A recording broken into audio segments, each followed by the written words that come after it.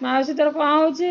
କଣ ଝିଅ ଗୋଟେ ଘରକୁ ଯାଇଥିଲି ବୋହୂ ଦେଖିବାକୁ ଆଇଲା ଯେ ମୋ ପୁଅକୁ ନଚଉଛି ଛି ଛି ଲୋ ନାନୀ ଛି ପଡା ମୁଇ ଆଇଲା କଣ ଶିଖେଇଦେଲା ମୋ ପୁଅକୁ ମୋ ପୁଅ ଆଉ ବି ଆସିକି ଆଉ କହୁଛି ତୋ ଛି ତୋ ତୋ ଗୋଡ ହାତ ଘଷୁନି?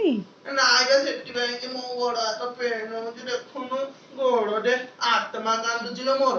ଆଉ ତରକାରୀ କେମିତି କରୁଛି? ତରକାରୀ ତରକାରୀ ଆସୁଛି ପିଠା କରିକା ମୁଁ ଟିକେ କଣ ବୁଲେଇ ଦେଇକି ତରକାରୀ ରଖିଦେଇକି ଆସିଲା ଆଉ ମୋ ପୁଅ ଆସିଲା ବେଳକୁ ହାୟ ଗାଈ ଦେଖନ୍ତୁ ମୁଁ ତରକାରୀ କରୁଛି ଆଲୋ ଗାଈ କିଏ?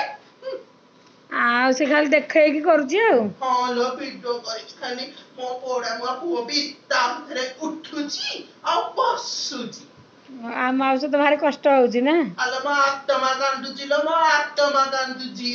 ଆଉ ବୁଢା କୁଆଡେ ଗଲେ ମଉସା ବୁଢା? ମଉସା ବୁଢା ବୋହୂ କଣ ଖାଇବ ବୋହୂ କଣ ପିଇବ ଆଲୋ ବୋହୂ ତ ଇଂଲିଶ ଜାଣିଛି ତମେ ଏତେ କାହିଁ ଓଡିଆ ସିଏ କହୁଛି ସଜନା ଛାଇ ଇଏ ଯାଇକି ତାକୁ କହୁଛନ୍ତି ସଜନା ଛୁଇଁ ପୋଡା ମା ବୁଢା ଯାଇକି ତାକୁ ଶିଖଉଛି ଓଡିଆ ଲୋ ଝିଅ। ତମକୁ ଭଲ ପାଉନାହାନ୍ତି?